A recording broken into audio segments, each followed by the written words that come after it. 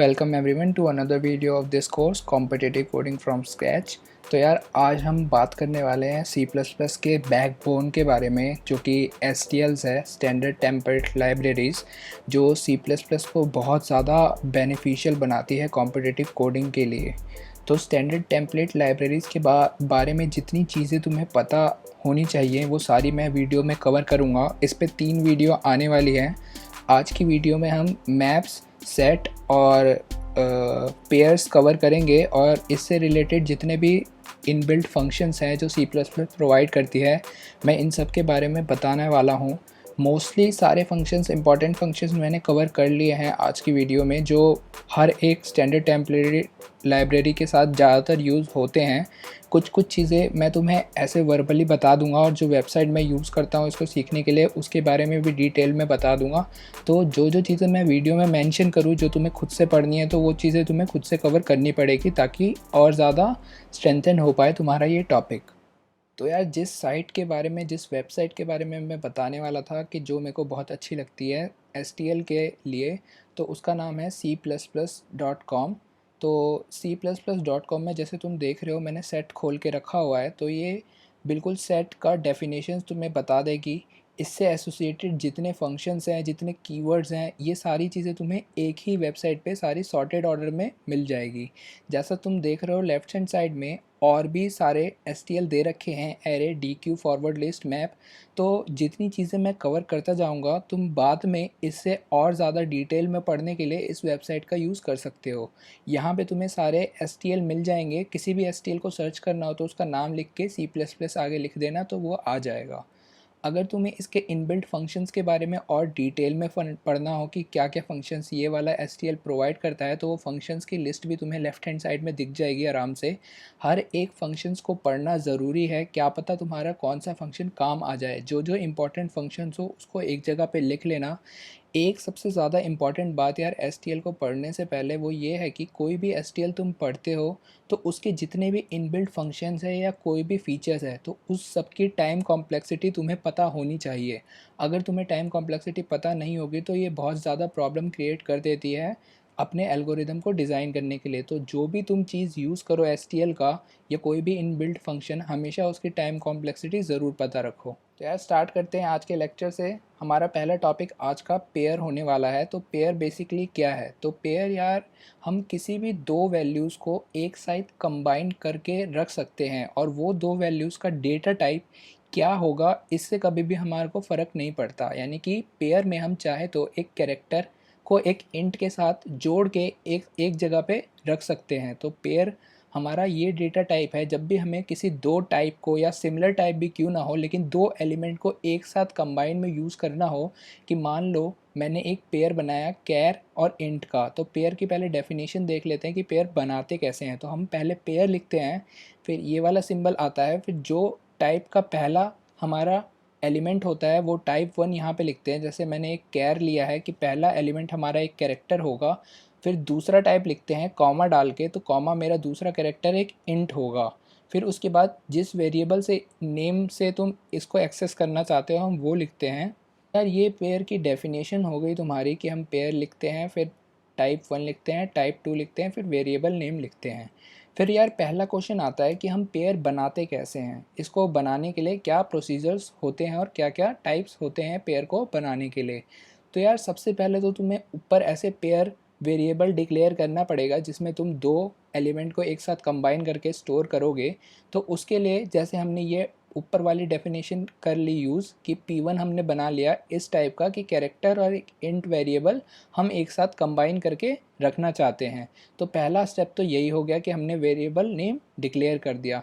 फिर दूसरा स्टेप हमारा ये होता है कि हमें एक इनबिल्ट फंक्शन मेक पेयर का यूज़ करते हैं। तो मेक पेयर फंक्शंस क्या करता है, इसके पैरेंथेसिस के अंदर तुम ये जो दो एलिमेंट लिखोगे तो इन दोनों को ये एक एलिमेंट की तरह बना देगा, जिसका इस एक एलिमेंट का फर्स्ट सब एलिमेंट होगा तुम्हारा वो कैरेक्टर और दूसरा सब एलिमेंट होगा तुम्हारा वो इंट। तो इन दोनों को ये एक साथ कंबाइन कर देगा। एक बार मेरे ये दोनों एक साथ कंबाइन हो गए तो एक तरीके से ये पूरा एक एलिमेंट बन गया, और ये एक एलिमेंट हम P1 में डाल देंगे जो कि इस टाइप को स्टोर कर सकता है। चाहो तो इसको ऐसे भी पेयर में डाल सकते हो, यानी कि P1 में मेक पेयर फंक्शंस का यूज़ करके डाल सकते हो डायरेक्टली, और मैं इसी को रेकमेंड करता हूँ क्योंकि इसमें गलतियाँ कभी भी नहीं होती।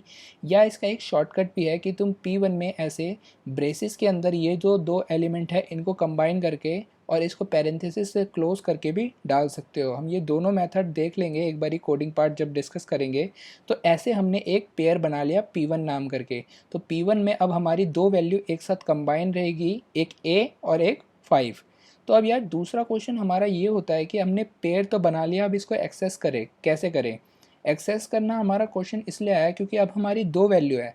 तो अगर हमें मान लो सिर्फ पहली वैल्यू चाहिए हो या सिर्फ दूसरी वैल्यू चाहिए हो तो हम उस चीज़ को कैसे अप्लाई करेंगे, या हमें दोनों वैल्यू चाहिए होगी तो हम उसको कैसे करेंगे। तो एक्सेस करने के लिए अगर तुम्हें पेयर की फर्स्ट वैल्यू को इस्तेमाल करना है तो हम डॉट फर्स्ट, यानी कि डॉट से पहले उस पेयर वेरिएबल का नेम आएगा। फिर जैसे मान लो P1 की बात करें तो P1 डॉट फर्स्ट करोगे तो P1 का जो पहला एलिमेंट है उसको तुम एक्सेस कर लोगे। तुम डॉट का यूज़ कर सकते हो या तो इस सिंबल का यूज़ कर सकते हो। बहुत बारी ऐसा होता है कि जब हम डॉट का यूज़ करते हैं तो एरर देता है, तो उस समय तुम अगर इस सिंबल से उसको रिप्लेस कर दोगे तो वो एरर हट जाएगा। तो पहले एलिमेंट को एक्सेस करने के लिए जैसे फर्स्ट का यूज़ करते हैं उसी तरह दूसरे एलिमेंट को एक्सेस करने के लिए हम सेकेंड का यूज़ करते हैं। तो जैसे मान लो हमने P1 डॉट फर्स्ट करा तो वो इक्वल होगा P1 इस सिंबल के और फर्स्ट, यानी कि ये दोनों स्टेटमेंट आपस में इक्वल होंगी। अगर तुम इसको सी आउट करवाओगे तो A प्रिंट होगा तुम्हारा स्क्रीन के ऊपर, और P1 डॉट सेकेंड हमने अगर सी आउट करवाया तो 5 प्रिंट होगा। तो आई होप एक्सेस करना भी तुम्हें आ गया होगा। तो जनरली हमारा जब भी ऐसे क्वेश्चन होता है पेयर के बेस पे तो हम कभी भी एक पेयर की बात नहीं करते, हम जनरली पेयर का वेक्टर बना लेते हैं या फिर एरे बना लेते हैं।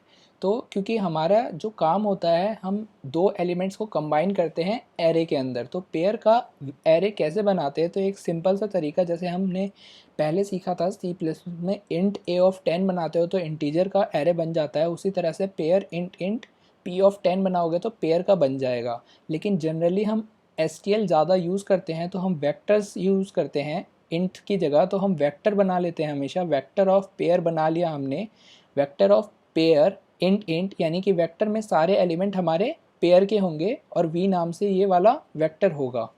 तो ये फीचर्स है कि पेयर का हम एक एरे भी बना सकते हैं। तो अब यार ये बात करते हैं कि पेयर में हम डेटा टाइप क्या क्या सिलेक्ट कर सकते हैं, मतलब किन दो एलिमेंट को हम कंबाइन कर सकते हैं। क्या वो इंट होगा, क्या वो कैर होगा, क्या वो स्ट्रिंग होगा। तो ये सारे जितने भी नॉन डेटा टाइप हैं ये तो हम बना ही सकते हैं, मतलब कि इंट को हम स्ट्रिंग के साथ, स्ट्रिंग को हम कैर के साथ, किसी को भी किसी के साथ कर सकते हैं। लेकिन STL में एक सबसे बढ़िया फीचर क्या है तुम्हारा कि तुम अगर एक पेयर बनाते हो तो उसके अंदर जो दो एलिमेंट हैं वो खुद में भी पेयर हो सकते हैं। यानी कि पेयर के अंदर हम पेयर का यूज़ कर सकते हैं, पेयर के अंदर हम मैप का यूज़ कर सकते हैं, स्ट्रिंग का यूज़ कर सकते हैं, और एसेट का यूज़ कर सकते हैं, स्टैक का यूज़ कर सकते हैं, क्यू का यूज़ कर सकते हैं। मतलब जो भी डेटा टाइप तुम्हें नोन है हम किसी भी STL में किसी भी STL का यूज़ कर सकते हैं। और जब मैं पेयर और सेट डिस्कस कर लूँगा तो एक वीडियो की लिंक ऊपर तुम्हें डिस्प्ले होगी आई बार में, तो उसको ज़रूर सॉल्व करना। उसमें मैंने सेट के अंदर पेयर और इंट का यूज़ करा हुआ है, यानी कि सेट के अंदर हमने दूसरे STL का यूज़ करा है। तो तुम्हें थोड़ी इंसाइट मिलेगी कि कैसे हम ये डिज़ाइनिंग करते हैं, कब हमें किस STL का यूज़ करना है किस STL के अंदर। तो वो हमारे रिक्वायरमेंट के बेसिस पे होता है। तो वो रिक्वायरमेंट कैसे फाइंड करनी होती है उस क्वेश्चन में मैंने बहुत ज़्यादा डिटेल में बताया हुआ है वो चीज़। तो जैसा मैं बोल रहा था किसी एक STL के अंदर किसी दूसरे STL का भी यूज़ कर सकते हैं। तो मान लो मैंने पेयर के अंदर दो एलिमेंट डाले, दो डेटा टाइप डाले और वो आपस में भी पेयर थे। तो पहला डेटा टाइप पेयर इंट और इंट का था और दूसरा पेयर इंट और कैर का था। यानी कि ये जो पी पेयर होगा इसके अंदर भी दो अलग से पेयर होंगे। तो अगर तुम ऐसे चीज़ें यूज़ करते हो तो इसमें इम्प्लीमेंटेशन बहुत ज़्यादा अच्छी होनी चाहिए। तुम्हें चीज़ों की समझ होनी चाहिए कि हम कैसे इसको एक्सेस करेंगे। तो यार हमने समझा था कि मान लो अगर मैंने पेयर बनाया है p नाम से, अगर इसका फर्स्ट एलिमेंट मेरे को एक्सेस करना होगा तो मैं कैसे करूँगा, तो मैं p डॉट फर्स्ट से एक्सेस करूँगा। तो अगर मान लो मैंने p डॉट फर्स्ट यूज़ करा तो p डॉट फर्स्ट से मेरा क्या रिजल्ट आना चाहिए, तो p डॉट फर्स्ट से मेरा ये पेयर इंट इंट आना चाहिए, यानी कि अभी मेरा कोई एलिमेंट नहीं आया, अभी मेरा p डॉट फर्स्ट से एक और पेयर आ गया।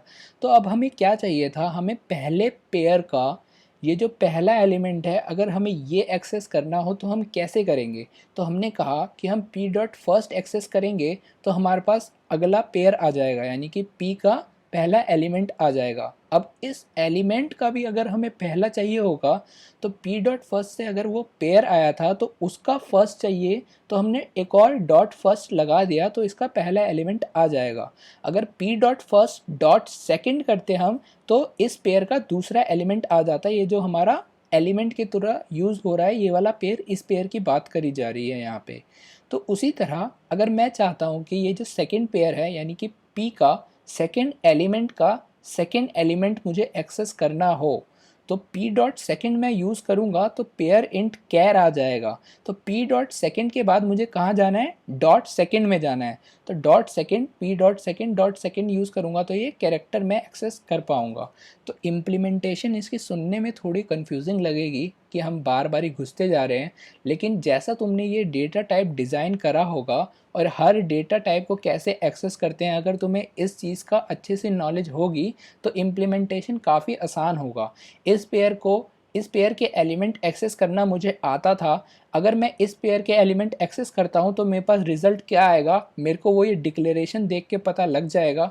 जो रिज़ल्ट आया अब उसके आगे मुझे कैसे प्रोसीड करना है, तो मेरा वो चीज़ डिपेंड करता है कि मैंने क्या डेटा टाइप उसमें यूज़ करा हुआ है, और ऐसे करते करते तुम्हारा ये इम्प्लीमेंट अच्छे से हो पाएगा। अगर किसी को इस पार्ट में कोई डाउट रह जाता है तो वो कमेंट सेक्शन में ज़रूर बताना मुझे, कि वो डाउट मैं सॉल्व कर पाऊँ। ये काफ़ी अच्छी इम्प्लीमेंटेशन होती है और इसको बहुत सारे हाई लेवल क्वेश्चन में हमें यूज़ करना होता है। वो क्वेश्चन हाई लेवल इसीलिए हो जाता है क्योंकि हमने STL के अंदर STL यूज़ करा होता है। एक बार ही हमने ये चीज़ दिमाग लगा ली कि इसके अंदर ये चीज़ यूज़ होगा तो वो क्वेश्चन भी बहुत ईजी हो जाता है। तो एक लास्ट चीज़ के बारे में बात कर लेते हैं। पेयर में ज़्यादा इनबिल्ट फंक्शन नहीं है, तो हम अगर पेयर को सॉर्ट करना चाहें कि मान लो मैंने ये जो वेक्टर बनाया था पेयर का v नाम करके, तो इसको अगर मेरे को सॉर्ट करना हो तो मैं ये सॉर्ट फंक्शन जो इनबिल्ट है C++ में इसका यूज़ करता हूँ। तो p डॉट बिगिन से p डॉट एंड तक मैंने सॉर्ट करा। बिगिन हमारा क्या फंक्शन रिटर्न करता है कि पेयर में जो पहला वैल्यू होगी उसका एड्रेस रिटर्न करता है, और p डॉट एंड हमारा लास्ट एड्रेस रिटर्न करता है। यानी कि हम चाहते हैं स्टार्टिंग से लेके एंड तक सारे पेयर हमारे सॉर्ट हो जाएं। तो ये किस बेसिस पे सॉर्ट करेगा, तो ये पेयर जब भी सॉर्ट होते हैं, अगर बाय डिफ़ॉल्ट तुम ये फंक्शन यूज़ करते हो तो by default pair first value के हिसाब से सॉर्ट होते हैं। कि मान लो तुम्हारा इंट इंट नाम करके एक पेयर था और सारे वैल्यूज़ तुम्हारे दोनों वैल्यूज़ इंट में हैं, तो जो फर्स्ट में छोटी वैल्यू होगी सबसे ज़्यादा वो सबसे ऊपर आ जाएगी।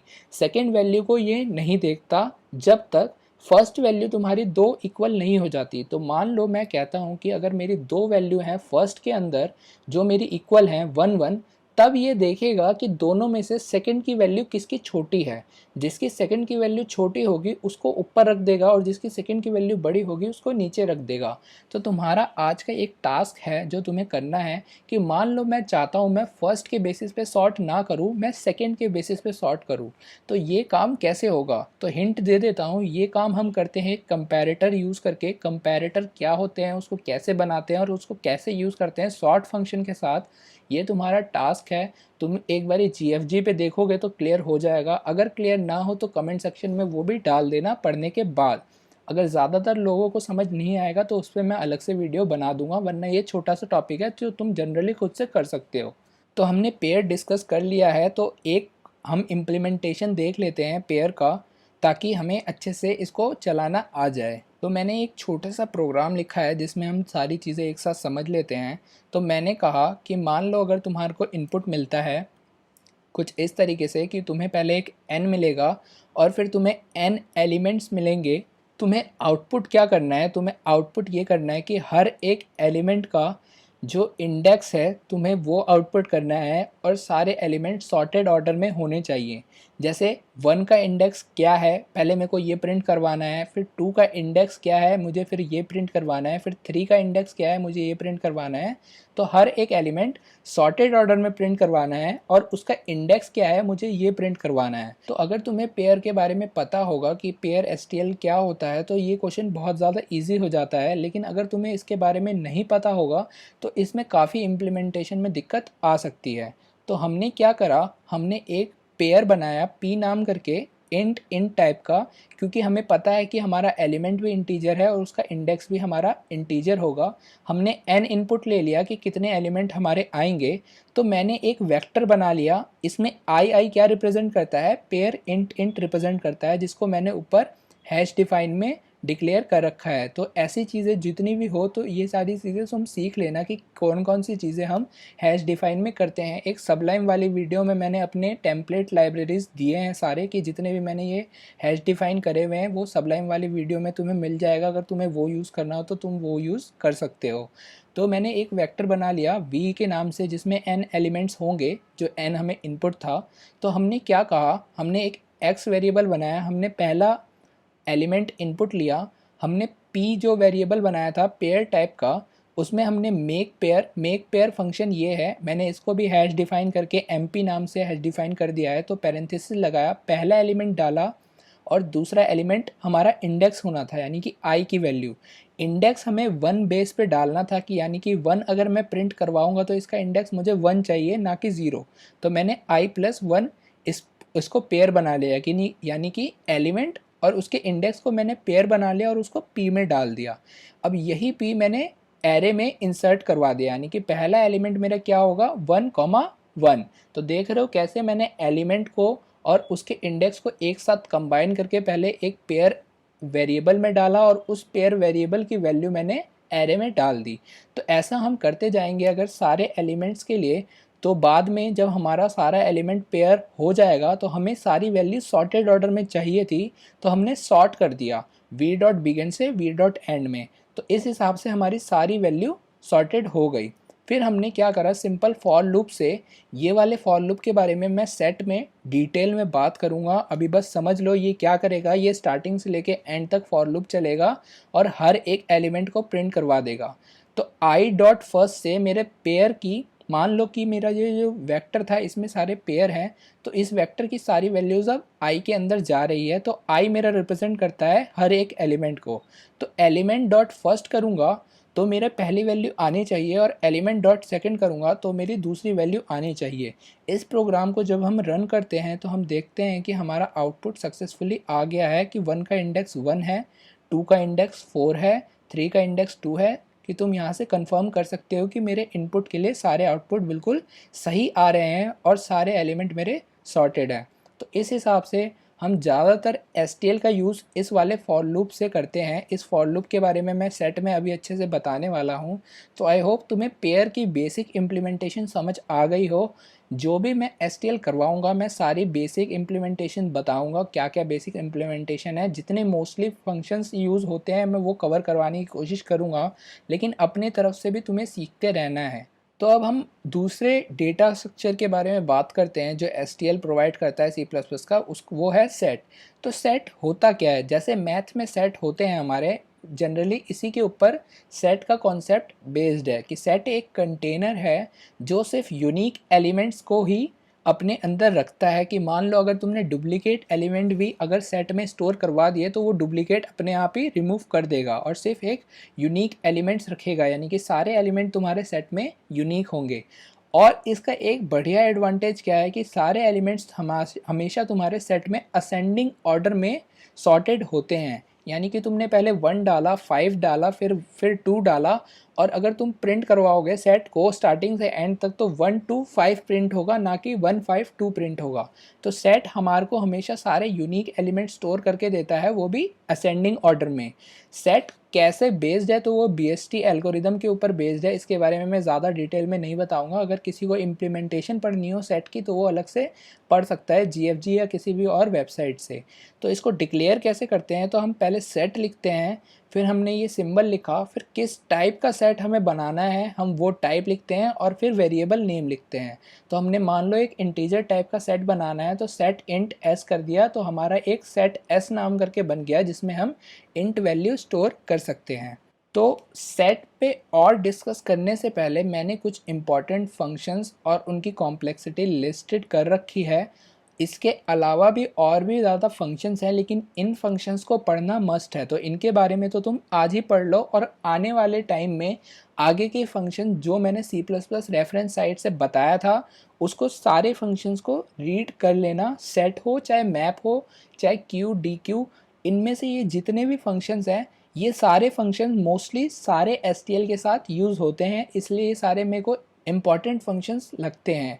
लेकिन इन सारे फंक्शंस की जो टाइम कॉम्प्लेक्सिटी होती है वो डिपेंड करती है डेटा स्ट्रक्चर वाइज, यानी कि सेट में अगर इंसर्ट फंक्शन की हम टाइम कॉम्प्लेक्सिटी देखें तो वो log n होती है, लेकिन अगर इंसर्ट फंक्शन तुम वेक्टर में यूज़ करते हो तो उसकी वहाँ पे टाइम कॉम्प्लेक्सिटी n हो जाती है।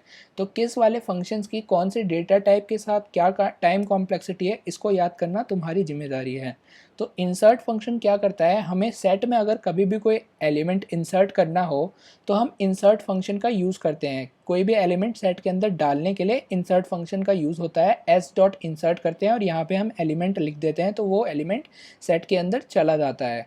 अगर हमें ये चेक करना हो कि सेट हमारा खाली है या भरा हुआ है तो हम एम्प्टी फंक्शन का यूज़ करते हैं। इसकी टाइम कॉम्प्लेक्सिटी O ऑफ 1 होती है, तो हम सिंपल एक कंडीशन लगा देते हैं कि अगर इफ़ हमारा एस डॉट एम्प्टी है, कि अगर सेट हमारा खाली है तो ये फंक्शन ट्रू रिटर्न करता है वरना फॉल्स रिटर्न करता है। अगर हमारे सेट में पहले एलिमेंट को एक्सेस करना हो, सिर्फ सारे एलिमेंट हमें एक्सेस नहीं करने, हमें सिर्फ पहले एलिमेंट को एक्सेस करना हो तो हम बिगिन फंक्शन का यूज़ करते हैं। ऑटो जी, auto data type C plus plus का नया फीचर है जो क्या करता है, जी की वैल्यू हम किससे इनिशियलाइज करते हैं उसको देख के जी को अपने आप ही डेटा टाइप असाइन कर देता है। तो जी में हमने क्या डाला, pointer of S dot begin. S dot begin हमें पॉइंटर देता हमेशा हमारे सेट के पहले एलिमेंट पे, तो अगर उस पॉइंटर पे क्या वैल्यू है हमें ये स्टोर करवाना है जी के अंदर, तो हम ये पॉइंटर साइन का यूज़ करते हैं इस आइटरेटर के ऊपर क्या वैल्यू है इसको यूज़ करने के लिए, और ये वैल्यू हमने जी के अंदर डाल दी।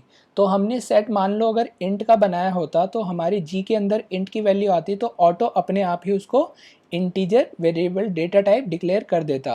और मान लो अगर हम ये साइन नहीं लगाते, एस डॉट बिगन लगाते, तो ये एक पॉइंटर होता है यानी कि एक आइटरेटर होता है जो सेट में आइटरेटर का काम आता है। तो जी को ये एक आइटरेटर डेटा टाइप से डिक्लेयर कर देता है जो सेट के अंदर आइटरेट करने में हमें हेल्प करता। तो ऑटो डेटा टाइप का बहुत अच्छा यूज़ हो सकता है। तुम्हें अगर ये पता ना हो किसी कोड में कि वेरिएबल में कौन सा डेटा टाइप होना चाहिए, उसके वैल्यू पे हमेशा डिपेंड हो, तो तुम ऑटो का यूज़ कर सकते हो। लेकिन कभी भी तुम इसके साथ ये नहीं कर सकते कि तुमने ऑटो जी बनाया और उसको किसी वैल्यू से इनिशियलाइज नहीं करा। ऐसा करने पे एरर आ जाएगा। जब भी तुम ऑटो का यूज़ करोगे तो उस वेरिएबल को किसी वैल्यू से इनिशियलाइज तुम्हें करना होगा। एंड हमारा मोस्टली दूसरे फंक्शंस के साथ या दूसरे आइटरेटर के साथ जनरली यूज़ होता है, इसका अलग से कोई यूज़ नहीं होता। इसकी टाइम कॉम्प्लेक्सिटी O ऑफ 1 होती है।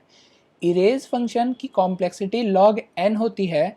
तो सेट में से अगर मान लो मुझे कोई एलिमेंट इरेज करना हो तो s डॉट इरेज उस एलिमेंट की या तो मैं वैल्यू रख सकता हूँ या तो वो एलिमेंट किस पोजीशन पे है यानी कि वो पॉइंटर, तो मैं पॉइंटर से भी इरेज कर सकता हूँ या उसकी वैल्यू से भी इरेज कर सकता हूँ। मैं दोनों में से, या अगर मैं पॉइंटर रखूँगा तो उस जगह का वो एलिमेंट रिमूव हो जाएगा, अगर मैं वैल्यू रखूँगा तो वो वैल्यू सेट से रिमूव हो जाएगी। तो एस डॉट इरेज ऐसे यूज़ होता है। मैं सबके सारे फंक्शंस के बारे में ब्रीफ दे रहा हूँ, इन सब के बारे में डिटेल में, और प्रोग्राम में कैसे यूज़ करते हैं सी प्लस प्लस से ये तुम सारे पढ़ सकते हो। फाइंड फंक्शन बहुत अच्छा यूज़ होता है जनरली सेट और मैप में। फाइंड फंक्शन और काउंट फंक्शन ऐसे दो फंक्शंस होते हैं जो बहुत ज़्यादा जनरल यूज़ होते हैं। तो फाइंड फंक्शन की कॉम्प्लेक्सिटी भी log n होती है, लेकिन फाइंड फंक्शन को हम कैसे यूज़ करते हैं तो वो इस स्टेटमेंट को समझ के करते हैं। तो हमने कहा कि इफ़ कंडीशन लगाओ एस डॉट फाइंड, तो हमें फाइंड क्या करना है, वो एलिमेंट हमने इसके अंदर डाला, वो अगर equals to S dot end होगा, यानी कि एस डॉट एंड कौन सा पॉइंटर रिटर्न करता है कि सेट का जो तुम्हारा लास्ट एलिमेंट होता है उसके बाद का pointer S dot and return करता है। तो अगर तुम्हारा फाइंड फंक्शन भी पॉइंटर रिटर्न करता है, एंड फंक्शन भी पॉइंटर रिटर्न करता है, तो फाइंड फंक्शन ने जो पॉइंटर रिटर्न करा है वो लास्ट एलिमेंट के बाद वाला पॉइंटर है, यानी कि अगर एस डॉट एंड है तो यानी कि वो एलिमेंट तुम्हें नहीं मिला। अगर find function not equals to S dot end होता है तो यानी कि फाइंड फंक्शन ने कोई ऐसा पॉइंटर पॉइंट करा है जो कि सेट के अंदर प्रेजेंट है, यानी कि ये एलिमेंट सेट के अंदर प्रेजेंट है। तो फाइंड फंक्शन को इस तरीके से यूज़ करते हैं। इसके बारे में डिटेल में जानेंगे हम जब प्रोग्रामिंग का पार्ट देखेंगे। क्लियर फंक्शन तुम्हारा क्या करता है, इसकी कॉम्प्लेक्सिटी n होती है। s डॉट क्लियर करोगे तो s से तुम्हारे सारे एलिमेंट ये रिमूव कर देगा। f function generally o of 1 में काम करता है। कोई भी एलिमेंट को किसी और वैल्यू से स्वैप करना हो तो हम स्वैप फंक्शन का यूज़ करते हैं। ये जनरली सारे stl के साथ यूज़ होता है। rbigun तुम्हारे सेट का लास्ट एलिमेंट को पॉइंट करेगा, लेकिन इसका फीचर ये है कि अगर मान लो मैंने एक ऑटो जी बनाया और उसमें s डॉट आर बिगिन करा तो सेट का लास्ट एलिमेंट को जी पॉइंट करेगा, लेकिन इसकी वैल्यू तुम जैसे जैसे बढ़ाते जाओगे तो ये पॉइंटर की वैल्यू डिक्रीमेंट करता जाएगा। यानी कि लास्ट एलिमेंट से अगर हमने वैल्यू बढ़ाई तो ये सेकेंड लास्ट पे जाएगा, फिर बढ़ाई तो थर्ड लास्ट पे जाएगा, यानी कि एक रिवर्स पॉइंटर आर बिगन हमारा इनिशलाइज कर देगा जी को। इसको कैसे यूज़ करते हैं इसको भी देखेंगे हम प्रोग्रामेटिकली।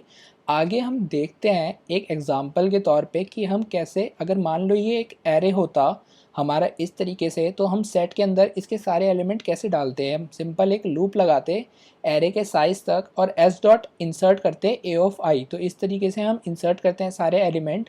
जिस फॉर लूप की मैंने बात करी थी उसके बारे में अब थोड़ा जान लेते हैं। तो ये एक फॉर लूप है जिसमें पहला एलिमेंट होता है, पहला हमारा डेटा टाइप तुम लिख सकते हो यहाँ पे कुछ और डेटा टाइप जो आई का डेटा टाइप होना चाहिए था।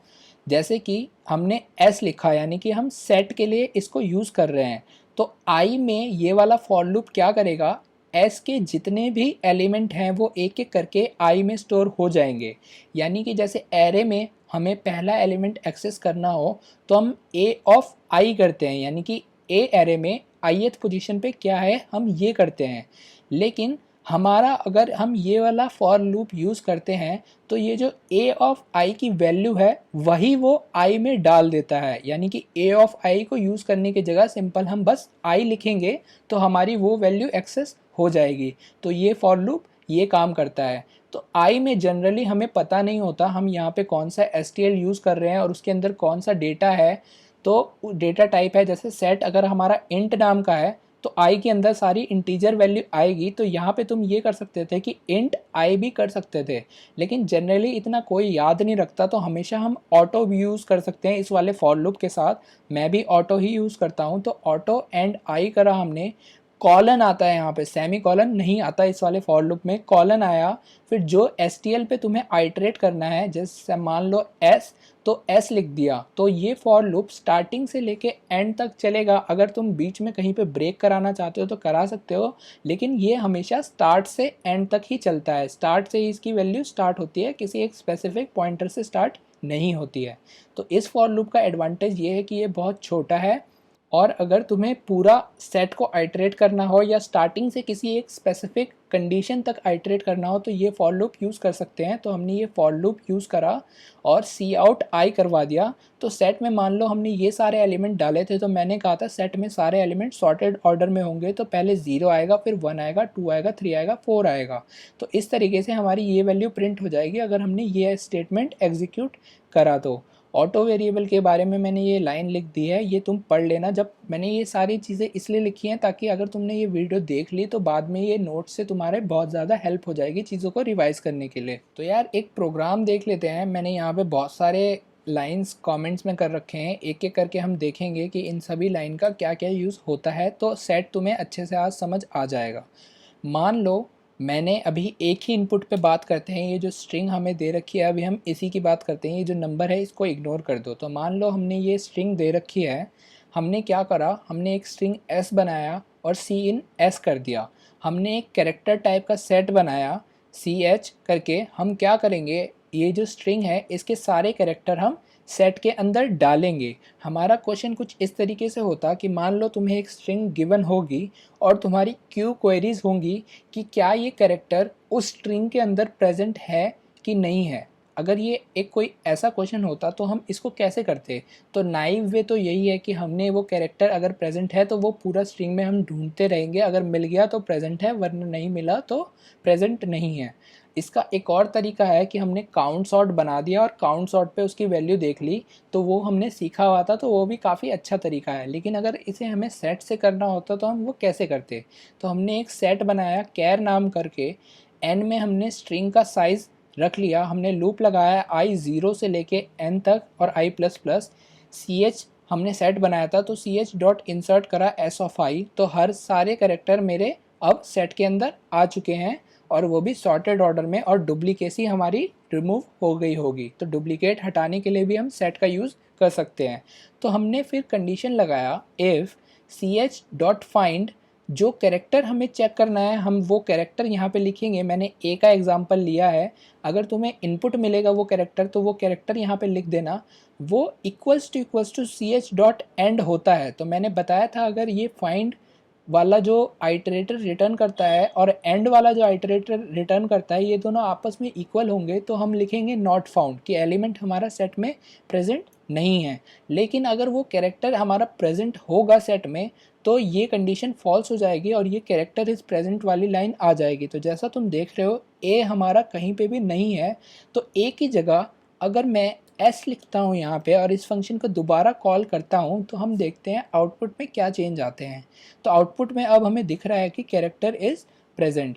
तो एक बारी हमने ये चीज़ फाइंड कर ली, तो अगर कभी भी हमें कोई ऐसा टास्क हो कि हमें चीज़ें ढूंढनी हो कि हमारे इस पूरे एरे में ये प्रेजेंट है कि नहीं, हमारे स्ट्रिंग में प्रेजेंट है कि नहीं, तो सेट उसके लिए बहुत अच्छा डेटा टाइप है। तो मान लो अगर मैं ये चाहता कि जो मैंने चीज़ तुम्हें बताई थी कि सारी वैल्यूज़ हमें देखनी हो कि सेट में किस तरीके से वो स्टोर हुई है, तो हमने कहा कि हमने एक फॉर लूप लगाया ऑटो आई सी एच से, तो सी एच की सारी वैल्यू आई में स्टोर होगी, तो हम सी आउट आई कराएंगे।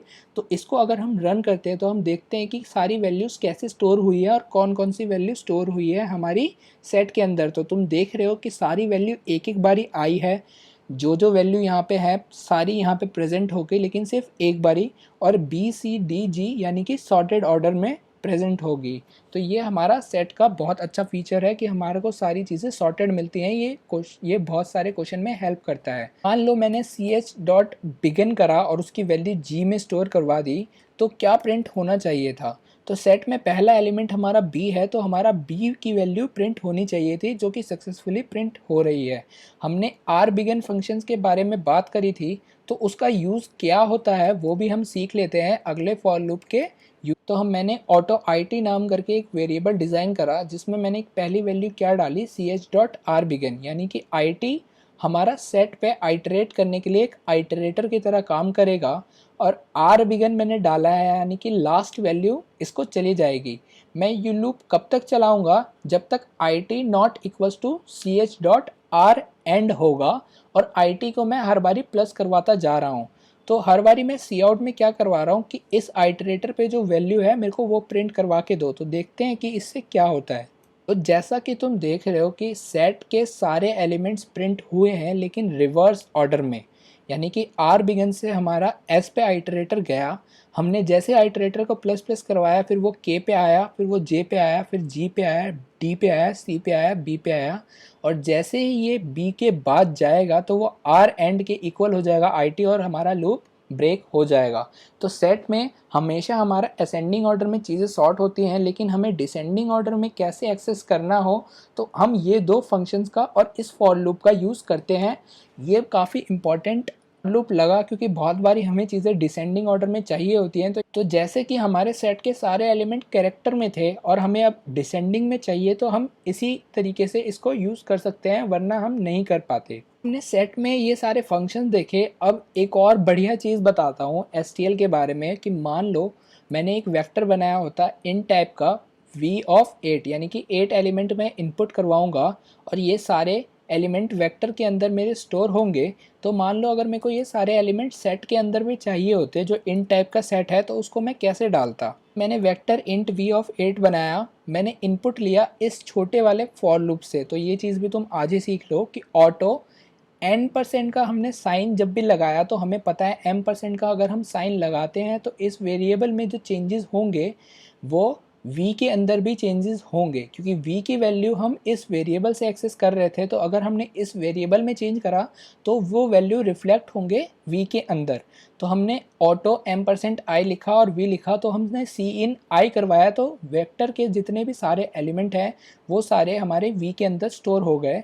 इसको यूज़ करने के लिए एक नेसेसिटी कंडीशन ये है कि तुम्हें वेक्टर का साइज़ पहले से इनिशलाइज करना होगा, वरना ये चीज़ एरर देगी। तो हमने एक बारी वेक्टर में सारे इनपुट ले लिए, हमने एक सेट बनाया सेट इंट p नाम करके, और हम चाहते हैं कि वेक्टर के सारे एलिमेंट हमारे सेट के अंदर प्रेजेंट हो। तो या तो हम ये वाली चीज़ कर सकते हैं कि फॉर लूप लगाए और एक एक करके इंसर्ट करें एलिमेंट, या हम ये कर सकते हैं कि v डॉट बिगिन से लेके v डॉट एंड p के अंदर हम इसको फंक्शन की तरह पास कर दें, तो जितने सारे एलिमेंट हैं ये अपने आप ही सेट के अंदर आ जाएंगे। तो ये तरीका भी है कि अगर हमें सारे एलिमेंट सेट के अंदर डायरेक्ट भेजने हो तो सिंपल हम वो रेंज भेज देते हैं, वो एरे का नेम भेज देते हैं जहाँ से जहाँ तक एलिमेंट हमें सेट के अंदर इंसर्ट करवाना है। तो सेट के अंदर अब मेरे सारे एलिमेंट आ चुके हैं। तो देखते हैं कि हमारे एलिमेंट किस ऑर्डर में आए हैं। तो हमने ये प्रिंट करवाने के लिए ये लास्ट फॉर लूप चलाया।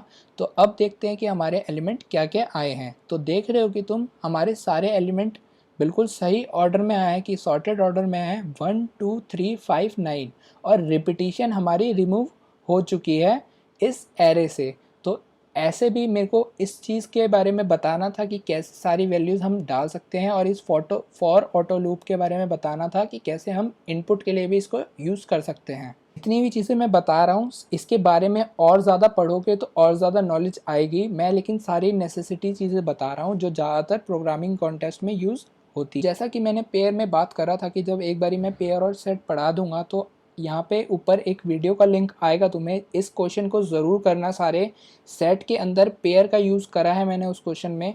जिसने वो क्वेश्चन कर रखा है तो यार तुम मत देखो, लेकिन जिसने वो क्वेश्चन नहीं करा और बिगनर है और ये चीज़ें पहली बार सीख रहा है, बिगनर नहीं भी है, वो क्वेश्चन डी लेवल का क्वेश्चन है कोड फोर्सेस का, बहुत क्लासिकल क्वेश्चन है। उसमें मैंने डिटेल में अप्रोच बताई है कि कैसे मैंने सोचा कि मेरे को इस तरह का डेटा टाइप चाहिए। और तुम एक नई बात सीखोगे कि सेट में डिसेंडिंग ऑर्डर में एलिमेंट अगर स्टोर सॉर्टेड करवाने हो तो वो कैसे करवा सकते हैं, एक छोटी सी टेक्निक का यूज़ करके। तो इस वीडियो को ज़रूर देखना सारे, जो भी सेट और पेयर पहली बार पढ़ रहे हैं या फिर पहले पढ़ चुके हैं लेकिन एक बहुत बढ़िया क्वेश्चन करना हो सेट और पेयर के ऊपर। तो यार मैप करने से पहले एक रिक्वेस्ट है तुम लोगों से कि अगर तुम्हें मेरा कंटेंट पसंद आता है और तुमने अब तक चैनल को सब्सक्राइब नहीं करा है तो प्लीज़ सब्सक्राइब करो। अगर तुमने सब्सक्राइब कर रखा है तो इसको जितना ज़्यादा शेयर कर सकते हो यार, अपने कॉलेज में शेयर करो, ताकि ज़्यादा से ज़्यादा लोग ये सारी चीज़ें फटाफट सीख पाए। फर्स्ट ईयर सेकेंड ईयर के लोगों के लिए ज़्यादातर ये वीडियोज़ मैं बनाता हूँ क्योंकि उनके पास थोड़ा ज़्यादा टाइम है, और अगर एक बार ही उन्होंने कोडिंग अच्छे से कर ली तो ये बहुत ज़्यादा हेल्प करेगी उनके फ्यूचर के लिए। तो इसको जितना ज़्यादा शेयर कर सकते हो वो कर सकते। और यार जिन लोगों को नहीं पता हमारी वेबसाइट के बारे में, हमने एक वेबसाइट बनाई है कोड डिगर नाम करके, ताकि तुम प्रॉब्लम को टॉपिक वाइज सॉल्व कर पाओ। हमने इसमें सारी चीज़ें अवेलेबल कराई हैं तुम्हारे प्रैक्टिस के लिए। तो अगर तुम लैडर सॉल्व करना चाहते हो टॉपिक वाइज तो ये वेबसाइट तुम्हारे लिए बहुत ज़्यादा अच्छी होगी। हम इसमें सिलेक्टेड क्वेश्चन डालते हैं हर टॉपिक से रिलेटेड। तो टॉपिक वाइज लैडर में तुम सारे टॉपिक पे क्वेश्चंस कर सकते हो। बहुत सारे टॉपिक में अभी हमने क्वेश्चंस नहीं डाले हैं, बट जैसे जैसे मैं टॉपिक करवाता जा रहा हूँ हम उस पर क्वेश्चन डालते जा रहे हैं। जैसे एरे पे हमने काफ़ी क्वेश्चन डाल दिए हैं, नंबर थियरी पे भी काफ़ी क्वेश्चन डल चुके हैं, तो इस पर भी तुम प्रैक्टिस स्टार्ट कर सकते हो। आज सेट मैप की पे वीडियो देखने के बाद मैं रात को इस पे क्वेश्चन अपडेट कर दूंगा, तो कल सुबह 8 बजे से तुम सेट मैप वाला टॉपिक स्टार्ट कर सकते हो यहाँ इस वेबसाइट से। हैश मैप एंड सेट्स के नाम से है ये टॉपिक, तो इसको तुम स्टार्ट कर सकते हो सेट और मैप के questions from beginning to end तक करने के लिए। हर रोज़ 10 क्वेश्चन मिनिमम हम डाल देंगे, और एक दिन में तुम 5 से 10 क्वेश्चन भी करते हो तो वो मोर देन इनफ होता है। Question code forces, code chef, UV और स्पॉज से होंगे, यानी कि ये सारी टॉप की साइट्स है तुम्हारी, तो सारे क्वेश्चंस क्वालिटी क्वेश्चंस होंगे।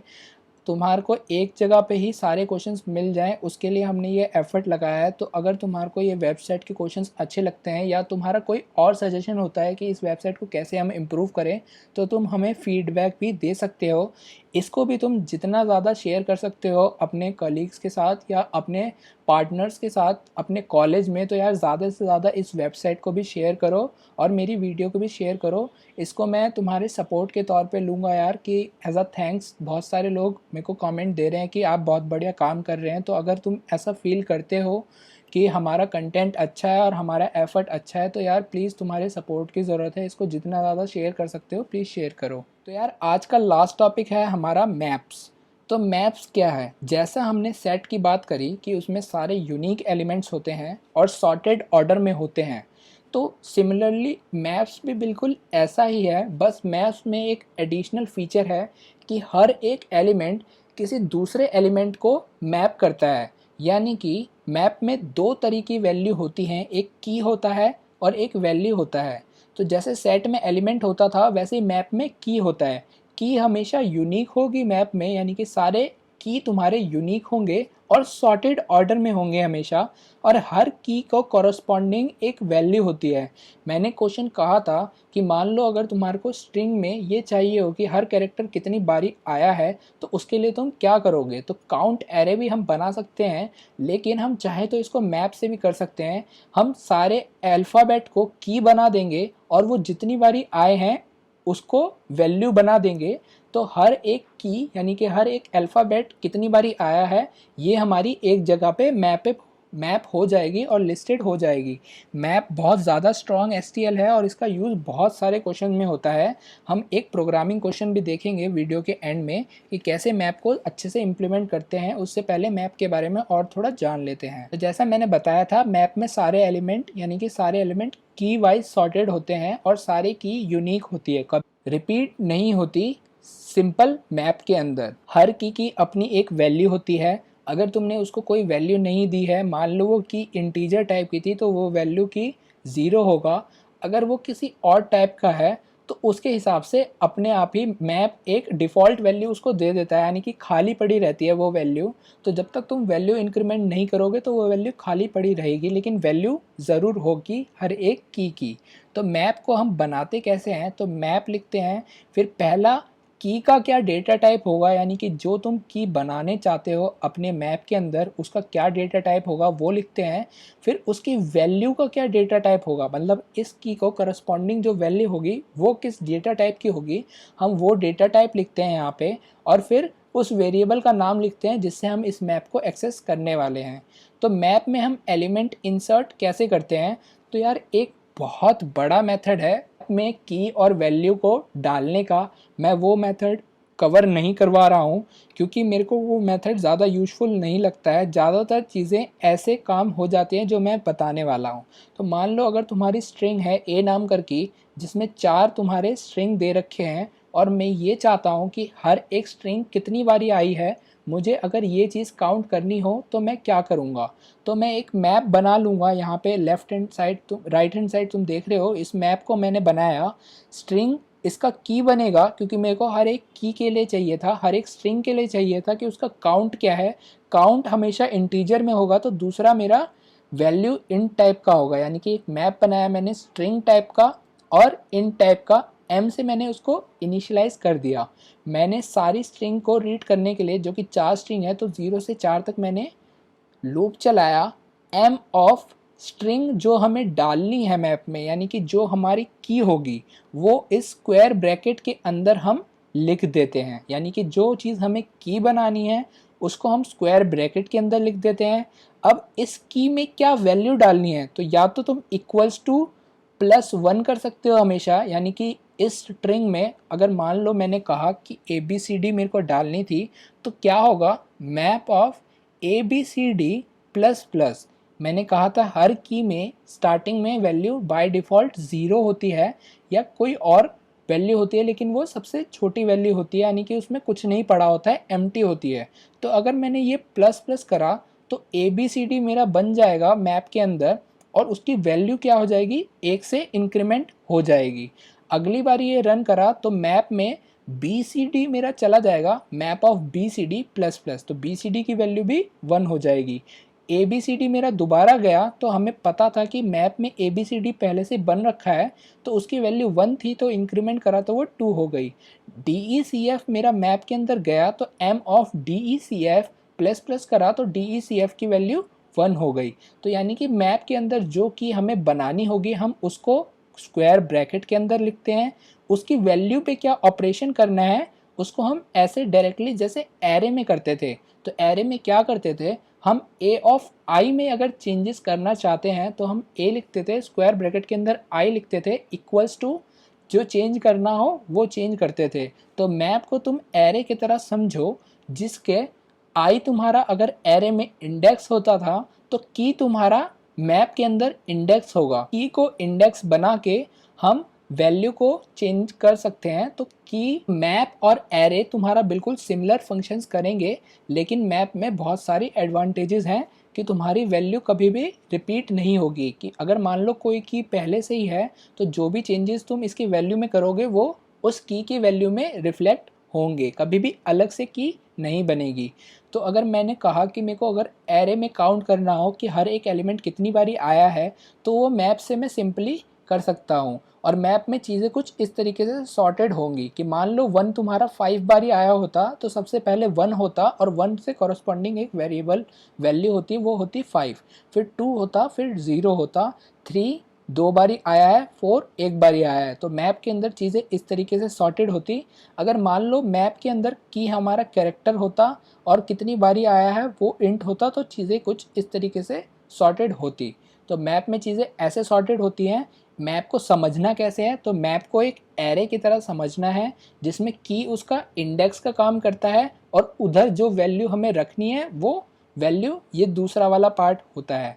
तो अगर मैप में सारे एलिमेंट ऐसे पेयर वाइज इंसर्ट होते हैं कि पहली वैल्यू हमारी की होती है और दूसरी वैल्यू हमारी उस की क्या वैल्यू है वो कॉरस्पॉन्डिंग वैल्यू होती है, कि तुम देख रहे हो यहाँ पे सारी चीज़ें पेयर वाइज सॉर्टेड हैं। तो मैप के एलिमेंट को अगर हमारे को एक्सेस करना हो तो जैसे हम पेयर को एक्सेस करते हैं उसी तरह मैप को भी एक्सेस कर सकते हैं। फॉर ऑटो आई एम हमने सी आउट कराया आई डॉट फर्स्ट, तो हमारी की प्रिंट होगी, उसके कॉरस्पॉन्डिंग क्या वैल्यू है वो आई डॉट सेकेंड से हमारी प्रिंट हो जाएगी। तो मैप को हम ऐसे एक्सेस करते हैं। मैप के बारे में अगर थोड़ा सा भी डाउट रह गया हो कि कैसे ये की और वैल्यू इंक्रीमेंट हो रही है मेरे कोडिंग पार्ट को समझाने के बाद, तो उसको कमेंट डाउन ज़रूर कर देना। मैप में कोई डाउट नहीं रहना चाहिए क्योंकि ये एक बहुत ज़्यादा स्ट्रॉन्ग एसटीएल है और इसका यूज़ बहुत ज़्यादा होगा।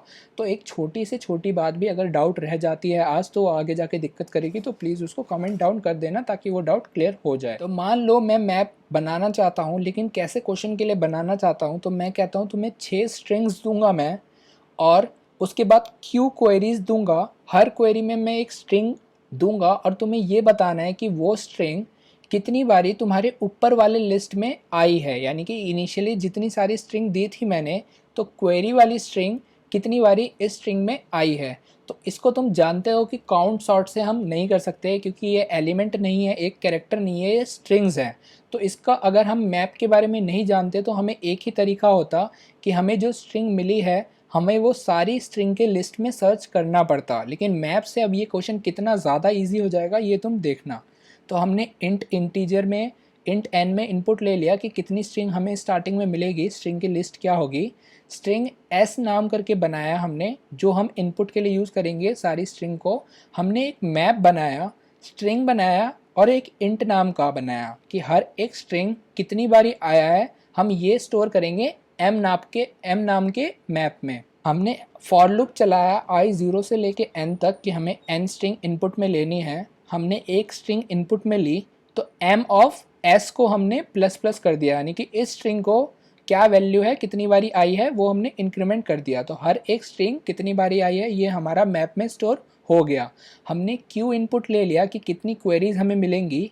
स्ट्रिंग टेम्प बनाया, हर क्वेरी में जो स्ट्रिंग मिलेगी उसको स्टोर करवाने के लिए एक टेम्प नाम का वेरिएबल बना लिया स्ट्रिंग डेटा टाइप का।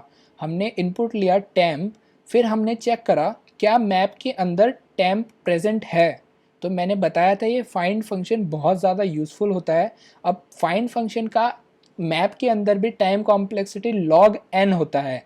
अगर तुम ये स्ट्रिंग सारे स्ट्रिंग में सर्च करते तो एक स्ट्रिंग को सर्च करने के लिए n कॉम्प्लेक्सिटी होती, लेकिन अब यही काम हम log n में कर सकते हैं मैप के यूज़ से। तो हमने कहा कि अगर map डॉट फाइंड ये वाली string equals to map dot end है, तो यानी कि हमारी ये स्ट्रिंग प्रेजेंट नहीं है इस लिस्ट में, तो -1 प्रिंट करवा दो। और अगर ये कंडीशन फॉल्स हो जाती है तो यानी कि अगर हमारी वो स्ट्रिंग प्रेजेंट है तो हमें ये प्रिंट करवाना था कि वो कितनी बारी प्रेजेंट है। तो कितनी बारी प्रेजेंट है, तो ये प्रिंट करवाने के लिए अगर ये कंडीशन फॉल्स हुई तो यानी कि ये स्ट्रिंग पक्का प्रेजेंट है, तो हमने सी आउट करवा दिया m ऑफ टेम्प, यानी कि टेम्प हमारा एक तरह से एड्रेस बन गया, वो स्ट्रिंग हमारी एड्रेस बन गई। और इस एड्रेस पे क्या वैल्यू है, तो वो वैल्यू थी कि वो चीज़ कितनी बारी आई है। तो m ऑफ टेम्प से हमारा 2 प्रिंट हो गया इस पीनट बॉम्ब वाली स्ट्रिंग के लिए। तुम देख रहे हो कि पीनट बॉम्ब स्ट्रिंग हमारी 2 बारी आई है इस पूरे लिस्ट में।